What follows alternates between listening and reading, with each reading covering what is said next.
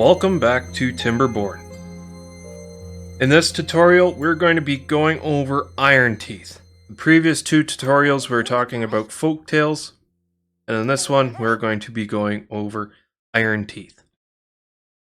Just the description here. Defectors of the traditional timber ways, they've mastered iron and science to build advanced machinery.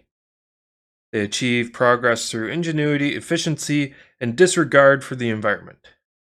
Their motto, work hard, work hard. So these guys are a little bit different than the folktales, as you will see once we get into it. I'm just going to start it off on plains, and we're going to do easy for the tutorial. The only reason why I'm doing easy for the tutorial is just so I can progress faster and cover more things, because these beavers really shine middle to late game. The previous beavers that we were working with, they're different in a couple different ways. If you remember in the previous tutorial, if you haven't gone and watched that one yet, there's going to be a card up top right hand corner of your screen. Those beavers, they needed time and they needed housing. These guys do not need housing. What I'm saying there is to be proficient and to be for them to be able to reproduce. So that's the main things that we're going to need right off the bat. We're going to want to get as many beavers as we can. As you can see, we have 11, 7 adults, 4 children. Pretty standard stuff. So, pretty much the same thing as before. We're going to crank up the working hours. And we are going to need some paths to start. So let me just get everything set up here.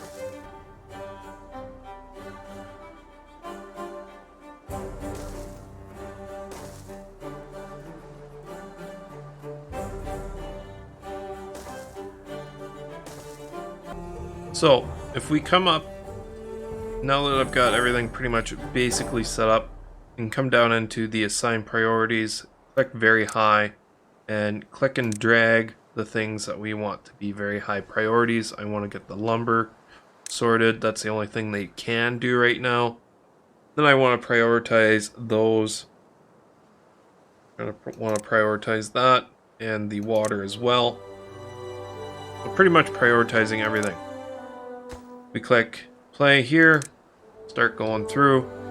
I'm just going to let this play out until we get the basics done and completed. I'm also going to want to demolish that and put that on a high priority. We'll probably end up having to make a path down to it. We can delete it later. Oh, that guy's just going to go do it right now.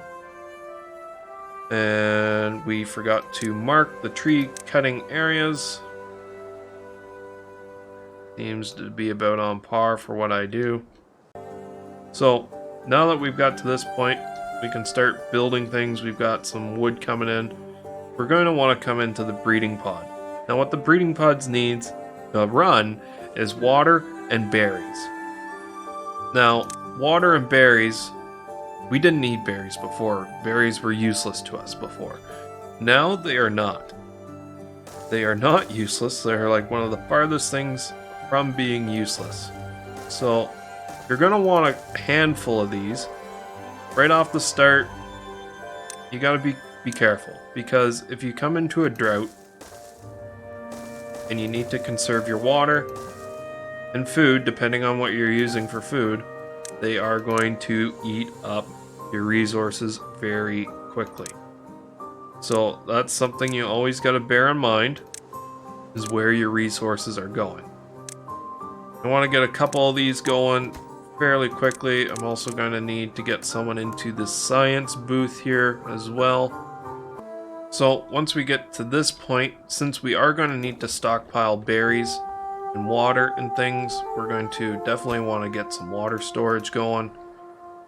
And we're also going to need storage for some regular things as well. So let's get a small warehouse being built. We'll just plunk you down right there. I'm going to pause all of these being built. You can just hit the P I'm gonna just have 3 for right now, just so we can start getting some offspring coming, but not too many that's going to overwhelm us. That's the one downfall to these, is with the other ones, they would reproduce up into the buildings that you have. These ones, you can just keep pumping them out, and if you forget about your breeding pods, that can it can end up screwing you over in the long run, to be 100% honest with you. Let's bump this up to 4 for right now, just because when our children are going to mature, I want a place for them to be able to go. We've got our 1 water pump going with some storage. We're going to definitely want to get some more storage.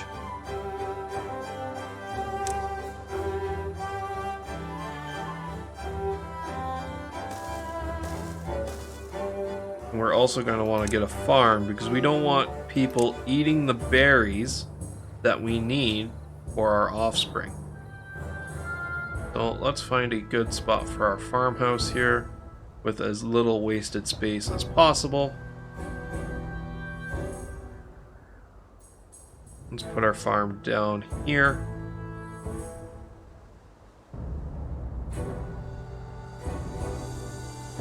Seems like a good spot for it.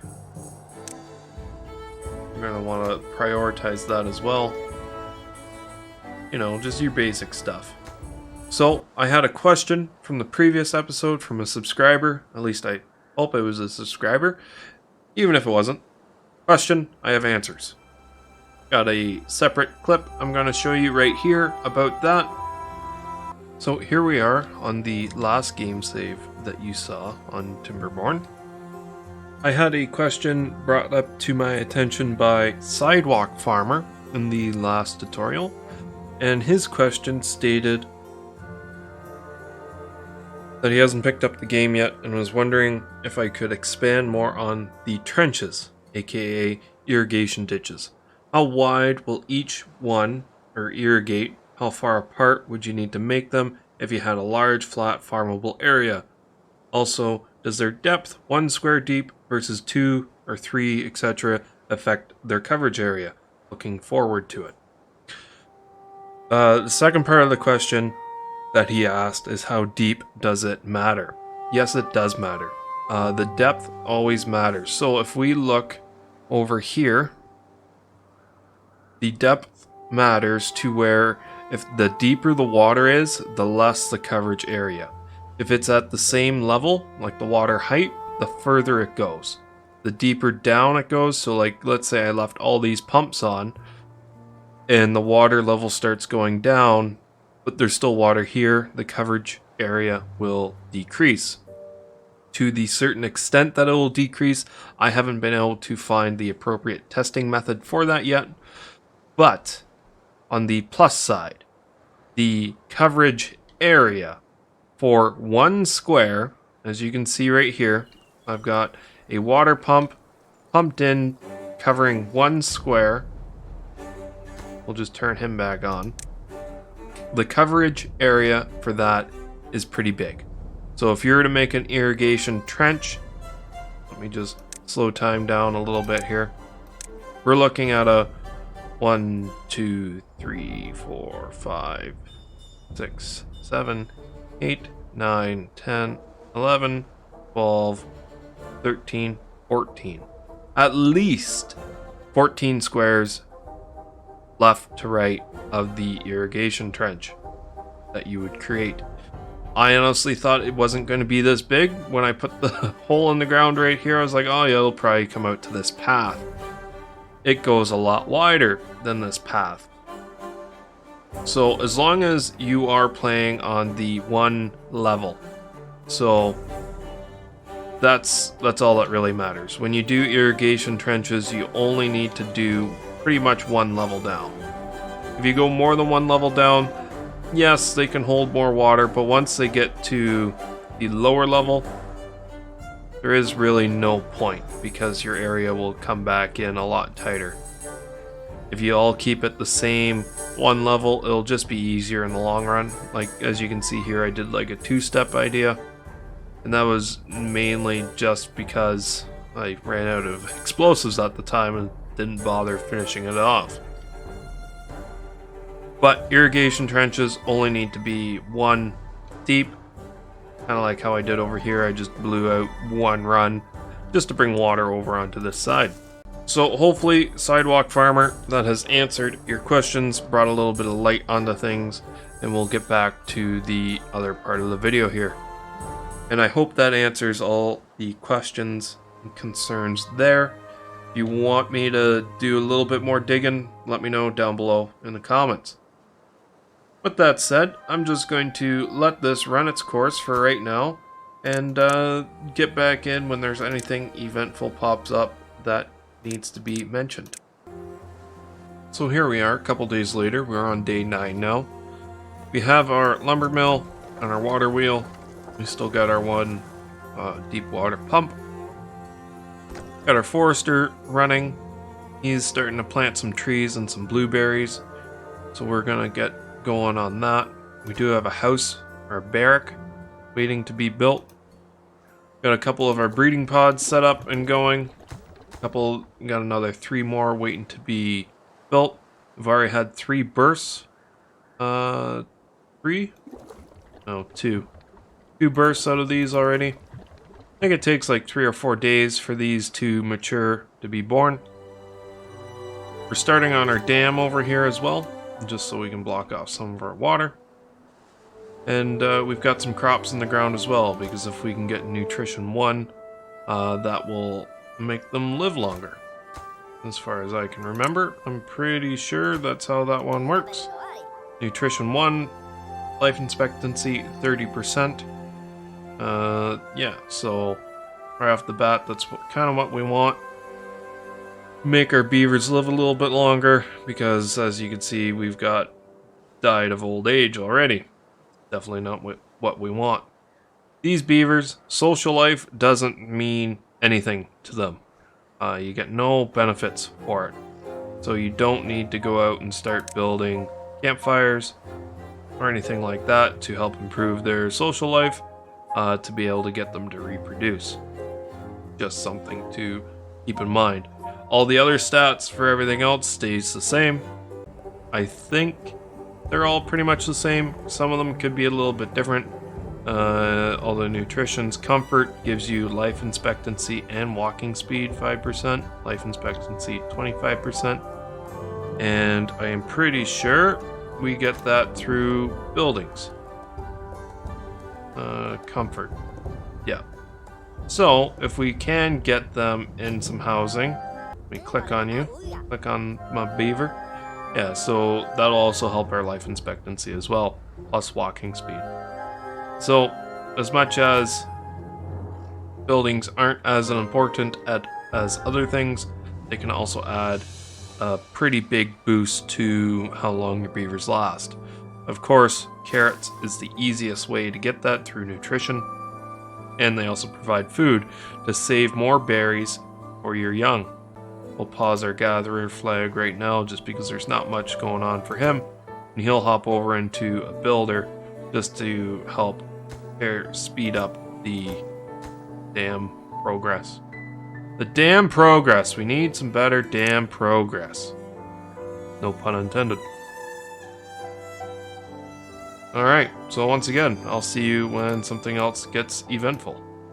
So I'm not sure exactly where I last left off, just because of time differences here. But as you can see, we are making some pretty good progress here. We've got our forest opened up. We've got a lot of berries coming in to help support our offspring. We've got some houses. We've got some log storage. We're working on a bit more storage itself. We've got a couple of double stacked storages over there. We've got a second water wheel. We're producing planks and gears. We've got 2 farmhouses going. We've got another forester over on this side.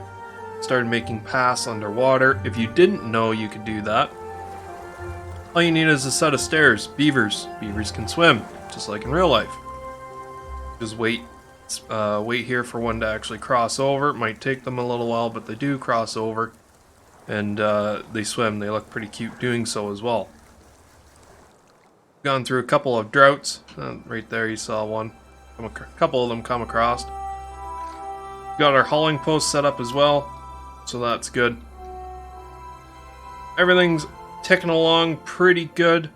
We are going to start to get into some motors, or some engines. A couple things that are different about this faction compared to the Folktales is there is no such thing as windmills with these guys. They've got engines.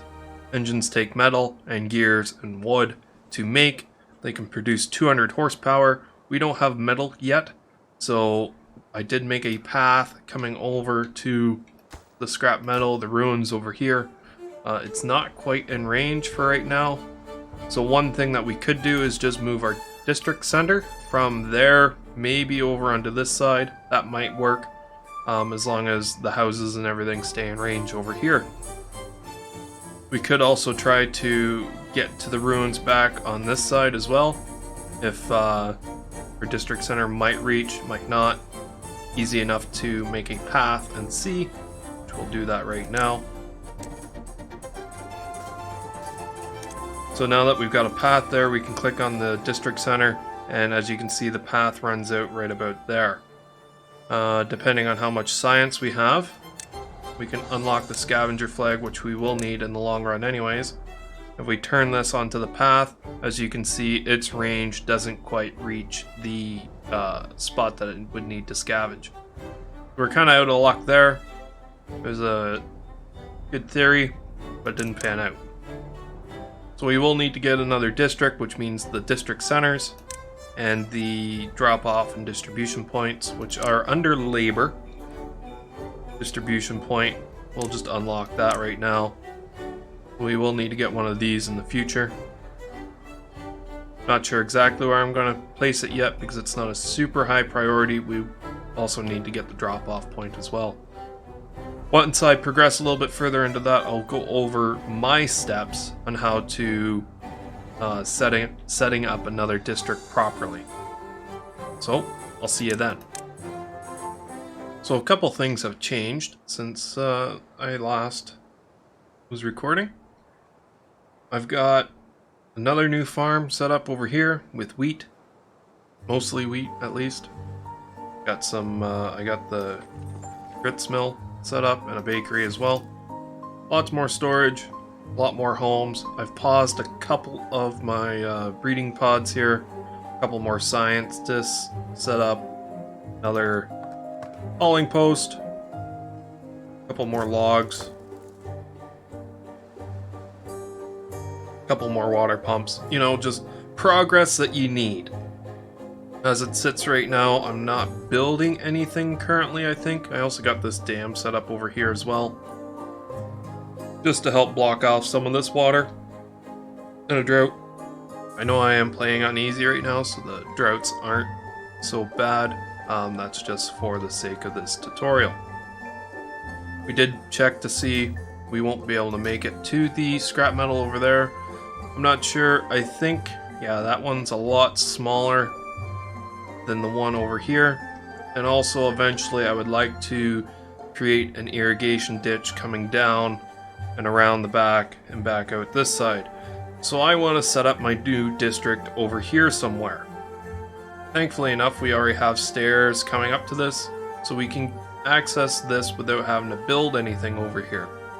But for right now, where do we want to move on from over here? So placing down your district center is one of the bigger things that you need to figure out. You can move it later, but you kind of want it centralized so you can access as many things as you can without the hassle of moving it around later. Because eventually we'll probably want to come back up over here and access all this spot. So we'll want it fairly centralized, and now that we are at this size, you can kind of get a better representation of it if you click on your actual district that you have going on now. So our path networks can go pretty big. Eventually we'll count how many tiles it can go in a straight line. To be honest with you, I think I'll do that right now. So I counted roughly 62 tiles in one direction. Give or take a couple, just because this path is completely straight and I can't physically, you know, count. But if you also go out this way, out and up, you're also going to be looking at a different area as well.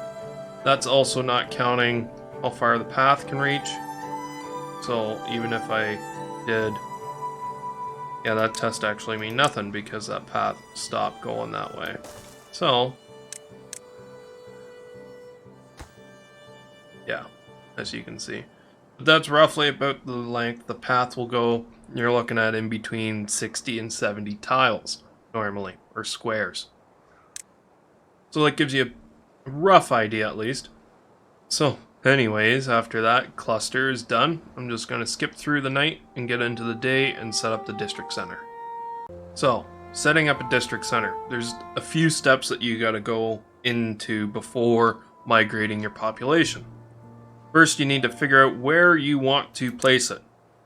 Fairly central is normally the correct idea, since you can't actually see the outline of how far the building actually affects. Considering what we know and how far the district center goes off of this guy here, placing it down around here will probably be our best bet. That means we can get all the way back up over to this side and hopefully all the way down over into here. So I'm just going to place it down right about there. And as you can see, we cannot put a path in right now. That's because we need to put down a district gate. So we got to come up and delete one of our paths here. Yep. Now another thing to note is if I put down a district, just pause the game here. If I put down a gate right now, that's fine. And now this is separated. This is a completely different district, and the beavers, as much as they can walk through this gate from this district to build things, it's very limited. So if we click again on District 1, we can see how far they can come in. So with that being said, if you need to get things built, i.e. like a storage or housing or whatever you want for District 2, buy your District 1 builders, which is always convenient and lets the district that you just built start off a lot easier. You'll want it in somewhere in this area, or at least very close to this area. Really depends on how far the path network will go, so our path network ends here at the line. But as you can see, I don't know why I clicked on that in the first place, the builders can actually reach out to here, which is awesome. So if we build paths around this, but not actually connected to anything, our District 2 will now, or can actually reach out this side. So if we start building things off of this path, i.e. like storage or housing, which we will need both of. I made that path completely wrong. Let me just redo that. So if we want to build some housing, that's very easy to do. This path here is for District 1, and we're going to build another path for District 2. So we're just going to plunk down, that's going to be enough for 40 beavers. We're going to build a path down across all these. Now, our beavers out of District 1 will come and build this, because it's within their range of building things, and we still don't even have District 2 hooked up to anything yet. There is no beavers in District 2 at all. As you can see, our path network for District 2 is coming back over onto this side, even though the gate is here. So just because you have a gate doesn't mean that is now your boundary. It also means that for District 1, we can build anything on this side if we so choose, all the way out to this gate. Or vice versa, we can build another path and come down onto this side. If we really wanted to get going, we could build a path from District 2 down and over and put a lumberjack flag right here, and then he will start cutting down the trees that are in this area as well and sending the wood right over to District 2. You can always do that if you don't want to get into the distribution posts or the drop-off points. The drop-off points are free. They don't cost anything to build, which is awesome. So as you can see, our builders from District 1 are coming over and building the buildings in District 2. So they're coming down and they're building this one right now. So that is one way of sharing resources between the two districts, is just building them fairly close enough together to where the builders can physically reach the second district. So now that we're getting some housing put in, I'm actually going to drop these down in priorities by a fair bit. We'll have the one house being built, but we're also going to need some storage for things and stuff. So we're going to build a large warehouse because we can. And we're going to put that right there across the road from the drop-off point. Now at this point, we're also going to need to start thinking about getting a distribution center to utilize that drop-off point. You can have more than one distribution center in a district. So ideally, you would want the distribution post close enough to the next district, just so the beavers that work at the distribution post don't have to go on a walk across the map. They will go across the map, no problem at all, no questions asked.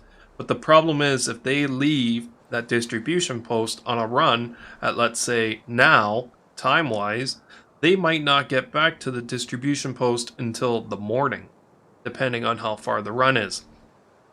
So even if you only have it set to 16 or 18-hour working days, they might end up working for 23 hours. That means the beavers working at the distribution post might not get any social life, any fun, any spirituality. So that's why if you click on some of the beavers, even in the hauling posts or in the builders' huts, they have worse stats than other beavers working a job like in a factory or something. So that's just something to keep in mind. With that said, you can have multiple ones down. So if I wanted to put this distribution post here and only supply District 2, but then I decide to start up another district out here and call this District 3, I can easily put another distribution post right there and have this distribution post only work for only distribute to District 3. But for right now, it doesn't matter too much. I'm just going to put this down right here.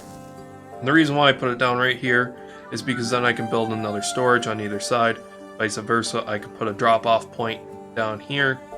Or these guys, I can put another district center. As much as it'll look pretty funny, I could put another one right here. But as long as it's connected to the district center or District 2's path network, it's completely separate. So let me just delete some of my paths here. So now that we're at this point, we need to get our distribution center up and running, fully functional to be able to send goods over to District 2. So I'll see you once these things are built. You ever have one of those days where it's just not going your way? Yeah, I just talked for about 15 minutes and realized I wasn't recording. So, setting everything up in the district. I'm not sure where exactly I let off, so this is going to be an editing mess. We've got our district centers set up. I personally set up 2 routes that come to this drop-off point. This drop-off point is for District 1. As you can see, we have scrap metal coming in. And since the main reason for this district is to harvest scrap metal, I set up 2 routes, and I prioritize this by the haulers, just so the builders who are building things with scrap metal don't have to come all the way down.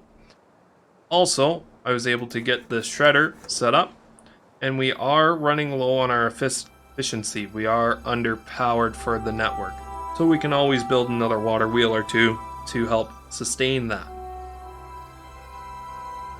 So we're also going to want to prioritize this by haulers, just so as much scrap metal can come up here as possible. As you can see, our scrap metal is sitting at 26 out of 26.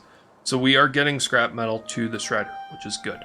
So we have 4 scavenger flags for scrap metal, and we also have 4 distribution post haulers. If we click in our storage here, we are going to end up with scrap metal inside of our storage. They just won't take it all the time. We are always sending scrap metal over to this building. As you can see, it just jumped up to 30, now 35. So it is a fine line you have to try to walk for inventory management that goes with everything. As you can see, we've got a lot of storages full over here. And it's not full with a lot of goods. As you can see, our goods, we've only got 1,100 goods, but we have just under 4,000 food. Which means we'll probably have 50 out of 50 carrots in that farmhouse, 50 out of 50 carrots in that one. The potatoes aren't so bad because they can just be transferred right over into this one. But as you can see, we've got almost, our grilled potatoes are maxed out here. So we're definitely running into a storage problem on our food aspect of things. And the different things we can do about that is increase our population so they end up eating more or sending more food to this district. Now, you can easily do that just by setting up a couple of extra runs. As you can see, we have 5 routes, but we have 8 beavers. So 3 out of the 8 beavers will be sending duplicates of these at the same time over to this drop-off point. As you can see, we've also set our limits, so we're not getting any extra bread or carrots sent to it. So all these beavers are fairly happy, and even though this district doesn't have any leisure or anything going on, just from the food that we are sending over is giving us a well-being of 8, which is really good. That is really ideal. That means most of these beavers are going to live a fairly good life. They still have some of their stats from being over there, so it will probably go down a little bit. Even this guy doesn't have any, oh no, he does have spirituality. So these stats do take a while to decrease, but even without the spirituality, that's working speed 30. Comfort, that's what they get from living in their houses. Nutrition, they have all the nutrition, so life expectancy, strength, and carrying speed are all boosted. Just by sending over food, we're making our beavers last a lot longer in District 2. Also, in case you didn't know, if you're ever trying to click on a beaver and see what their stats are, go into any building that employs one, and you can click on that said beaver, and it will bring up their page.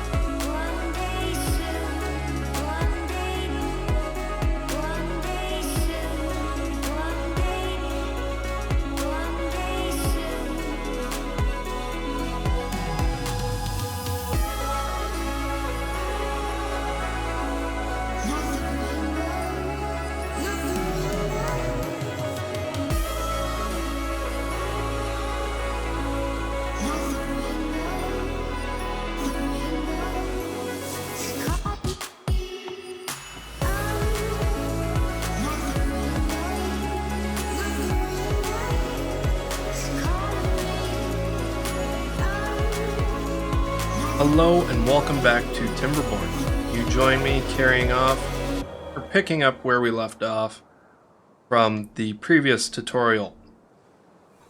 As you can see, we are just doing some odd little things here and there, making things a little bit more efficient.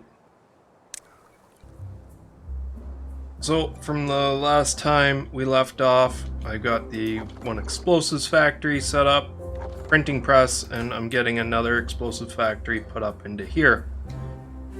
I built 3 more storages on top of my 3 other storages. I have set these 2 up to only take actual goods and not food, so as these get emptied out, we'll have more room for gears and planks and that kind of things.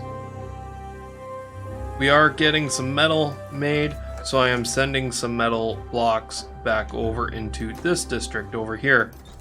Hopefully we'll have some metal blocks. There we go. We've got 76 metal blocks over here. And the reason being for that is I want to start to make this more of an industrial area. Coming down with our explosives, we're going to set up an irrigation ditch. Now, setting up the irrigation ditch, I kind of want to just go around most of the whole outside of this whole area, and then from there we can make more streams coming through the center, depending on how far out we need to go. So then we can start planting trees and crops and making this more self-sufficient. We are almost out of metal here, so almost too little too late, but it'll just help open up this area and make it a sustainable area, even when there's no longer any scrap metal here. So that means we don't have to tear everything down and pack it up. As you can see, I've built quite a few buildings here, just so as we expand and grow this area, it can support everything. I'm torn in between the barracks and the large row houses. The large row houses for this faction cost 35 logs, and they can sleep 8, where a large barrack can sleep 16, that's 70 logs. So exactly half and half, but the large barrack takes up 3 spots. Or no, the large barrack takes up a 2x2 area. So I'm not exactly sure which one is better. As you can see, height-wise, actually no, it is a 3x3. I am wrong. So as you can see, the large barrack takes a 3x3 spot, but you can build, they're pretty much exactly the same size, to be honest with you, because the large barrack is 2 high and the row houses are 4 high. Not sure, I prefer the smaller size, like the 2 high look myself, but the row houses, you can fit them in a lot tighter areas. That's why I kind of like them a little bit more. So, now that it's before any beavers get killed, hopefully, we can blow up those. And we can start getting some green, fertile land coming in. It won't take very long until we have to start sending explosives over into District 2 to carry on with the building of explosives. So we'll probably end up doing that right now while I'm thinking about it. Send over some explosives as well. We should have our second explosives factory start kicking off pretty shortly here. Now, as long as we don't run out of paper, as you can see up here, we have 679. We are creating more paper, but we only have 1 paper mill, and we're going to end up having 2 explosive factories and a printing press. Printing press only takes 1 paper to make a book, but the explosives takes 3 paper to make 1 explosive. So the fact that we need a lot of explosives, we will probably end up running out of paper sooner than later. But as it sits, everything's working out pretty good as of right now. We are pretty much just waiting on more explosives. We're waiting on that explosive factory to be built. We are waiting on metal blocks. So this guy's making blocks. We will prioritize this to hopefully get more blocks being brought over to it than sent across. We did build some more water wheels in here just to provide more power. These explosive factories take 150 horsepower each, so they do suck it back pretty good. The printing press also takes 150 horsepower, so all three of these buildings total takes 450 horsepower. So hopefully with these extra water wheels, we have compensated for that. As you can see right now, we're sitting at 1,440 power network supply, and we're sitting at a 1080 HP draw. So we'll definitely have enough for another 150 horsepower there. So this is kind of what the middle to late game is just managing resources. With the Iron Tooth, you also have to watch out on the amount that you're breeding. As you can see, we have 22 unemployed and we have 12 children. We are now going to start running into homeless people again. So if you click on these breeding pods, all you got to do is press P, just like anything in the game. P is a pause button. It's a lot easier than going up and clicking pause up here. So you just click P on your keyboard and you pause those. It took me a long time to realize that, but now that I realize that, it is definitely a lifesaver that way. Makes turning off a bunch of water pumps drought a lot easier to do. We'll just pause a few of those. You want to keep a couple open just because, you know, beavers grow old and die. As you can see, a couple of them have died from old age. We are dealing with a pretty good life expectancy. This beaver is 65 years old, so not too bad. That one's 61 years old. So we're getting over the 60s just from the beavers that I was able to click on right then and there. So all in all, that's not too bad. This guy's 56. We've got a well-being of 8 per total overall. In this faction here in District 1, well-being of 9. You could get a little bit more fun and social life, but they don't really do much. The fun does help. The fun does help working speed, but we've got the main ones taken care of. Knowledge is another one that we've got. You get those from books, and we just started producing books, so that won't be as big of a input on all our beavers. And then we'll want to start getting into the Aws eventually. Aw 3 and Aw 1 are the two bigger ones. Aw 2 just gives you an extra walking speed, so that's when they are, I'm not sure if that's walking.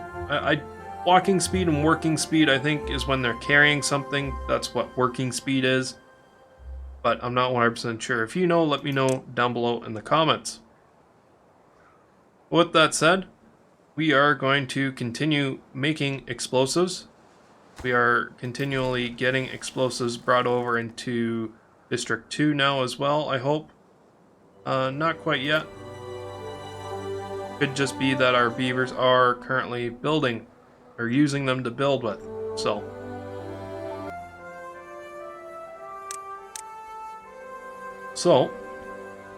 I'm gonna fast forward through some time until we get all these explosives laid and blow them up. And also, that has taken a while. As you can see, we're on day 6, cycle of 7.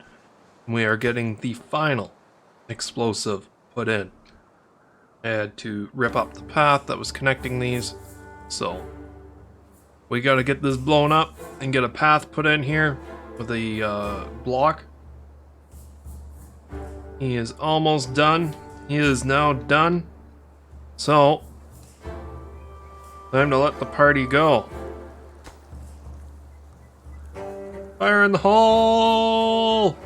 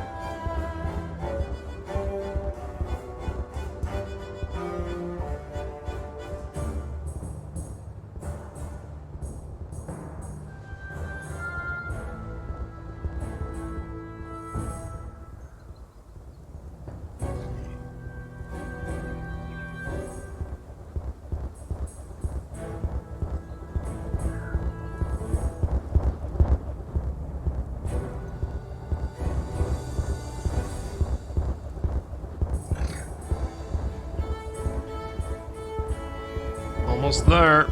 Almost there.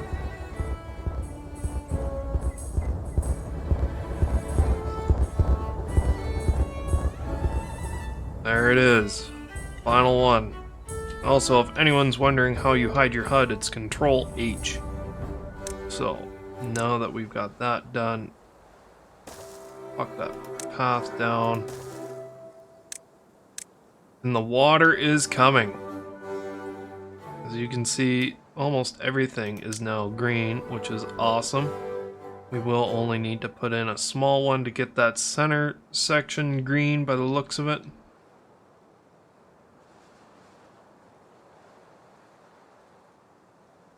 Now that path is back in, people can go start pumping back water. We do need to put a dam in, just so the water doesn't run away. If we don't put this dam in here, that means the water that we hold back with this dam will just flow out and around through here. So that is definitely a priority.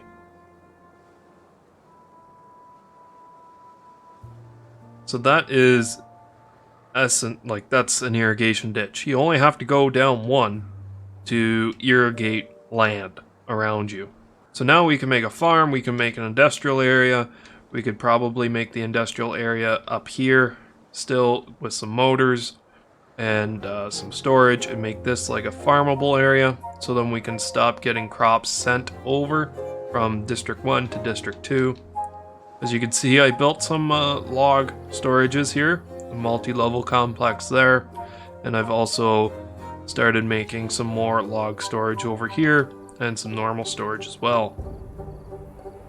We did start, we'll blow this up too. I like blowing things up, but I'm sure you guys like watching it too, so blow that up there.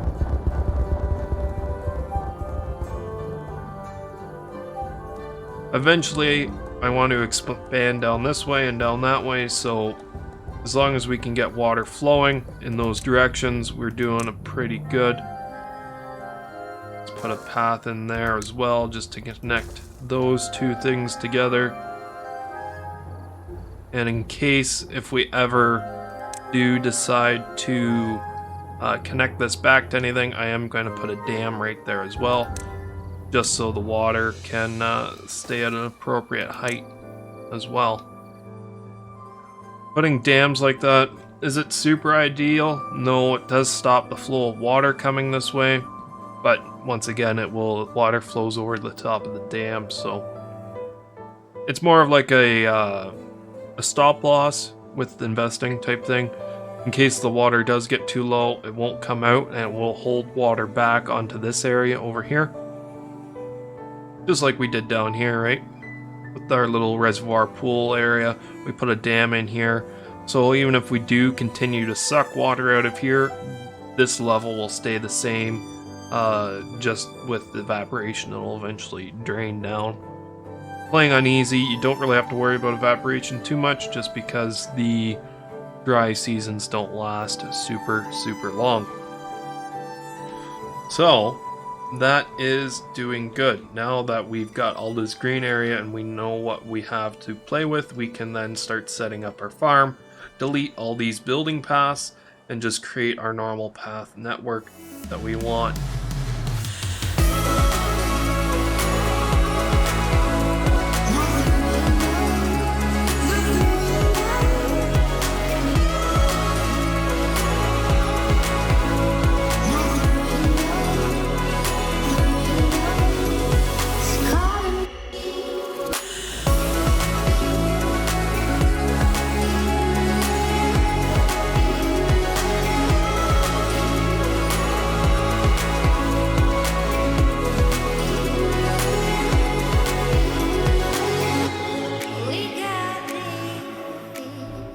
As you can see, I am expanding this here just so I can get some more water and probably put another couple of pumps in here. The dam just as an added water supply storage area type thing, if you will. Down here I've got my farm established. I've got one of my engines fired up here. Apparently no one's working in it, but it's spinning, So that's a good thing, right? Just unable to get the required materials because the wheat is growing. Take a while for that wheat to fully grow. We are out of all extra beavers, so we'll just take a few out of one of the hauling posts here and then re-add them just to fill up the rest of the jobs. I think I'm going to end up actually making my industrial area up here on this plateau just because it's closer to the district itself, and as you can see we're already into the red coming over into here. I don't want to run into problems down the road of trying to expand out this way and not being able to. So we've got our motor running, we've got another pump over here just to get a bit more water into this district as well. So that's going good. I think that's pretty much all the fancy stuff out of this district is the motor and everything. Everything else seems to be about the same. You got your high power shafts, depth marker, water dump, all that's pretty much the same. We've got the row houses, which are unique to this faction, all the labor stuff, storage, all that good stuff. Got all your bridges, which are all about the same. We do have large metal platforms and metal platforms with this faction. The large metal platforms look like that. What you would do with these, pretty much if instead of doing all the added paths, if you got an area that's big enough or deep enough, you can put one of these in and create a walkway. I'm moving my camera right now by holding shift so it goes a bit faster. But yeah, if you're down into here or something and you wanted to create a nice level area, that's what you do with that.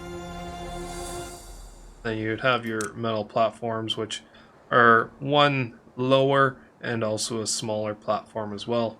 It is a solid object, so you can build things on top of it, but anything that's that says can be built on ground only cannot be built on top of this. So just bear that in mind. Alright guys, I think that's about it for the tutorials. Everything else is pretty much good. The only thing else that I might cover later is more like water and dams.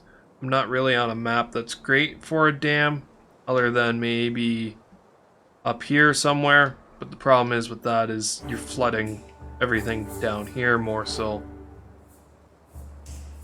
But if there's anything you would like me to cover in future, please let me know down below in the comments. If there's anything that you are unsure of, let me know down below there. It's the easiest way to get a hold of me. With that said guys, thanks for watching. If you guys want to see an actual playthrough of this, let me know down below as well. And I'll catch you next time. Toodles!